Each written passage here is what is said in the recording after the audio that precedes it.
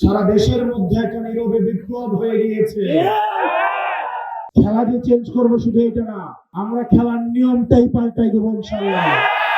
12 তারিখ ব্যালট বিপ্লবের মধ্য দিয়ে চাঁদাবাজদের প্রত্যাখ্যান করবে।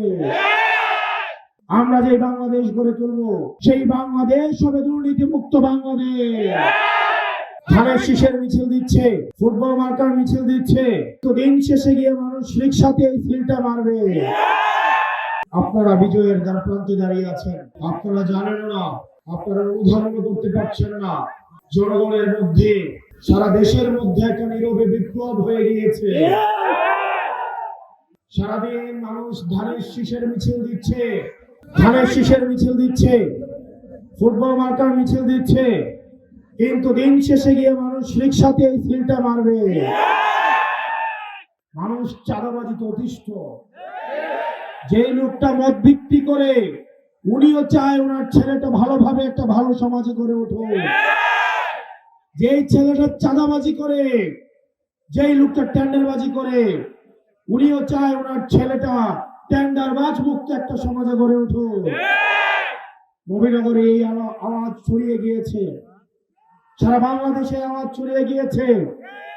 কেবলমাত্র একমাত্র এই ঐক্যবদ্ধ বাংলাদেশ 11 দলীয় জোট, আমরা যে বাংলাদেশ গড়ে তুলব সেই বাংলাদেশ হবে দুর্নীতি মুক্ত বাংলাদেশ। আমরা যখন রাজনীতি শুরু করি আমরা বলেছি আমরা শুধুমাত্র খেলা যে চেঞ্জ করবো শুধু এটা না, আমরা খেলার নিয়মটাই পাল্টাই দেবো ইনশাআল্লাহ। প্রার্থীরা ভোটারদেরকে টাকা দিয়ে আসে, বিরিয়ানির প্যাকেট দিয়ে আসে, বাড়িতে গাড়ি পাঠায়, বাড়িতে রিক্সা পাঠায়, বাড়িতে সিএনজি পাঠায়, আর সেই জায়গায় মানুষ এসে আমাদেরকে টাকা দিয়ে যায়।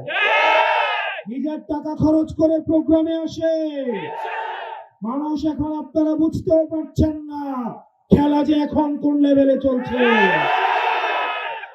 প্রিয় নবীনগরবাসী, সিদ্ধান্ত আপনার।